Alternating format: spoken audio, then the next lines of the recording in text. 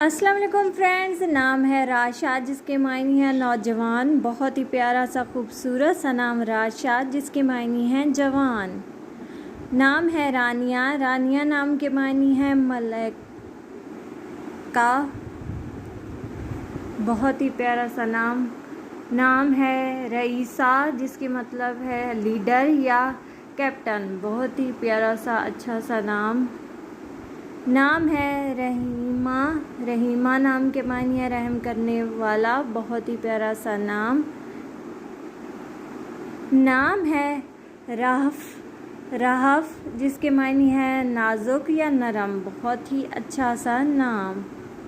नाम है रफ़िया। रफ़िया नाम के मायने है आला। बहुत ही प्यारा सा नाम। नाम है रबिया। रबिया जिसके मायने हैं बहार या मौसम बहार। नाम है रफ़िया। रफ़िया जिसके मायने हैं आला। बहुत ही प्यारा सा नाम। नाम है राबिया। रबिया जिसके मायने है बहार या मौसम बहार।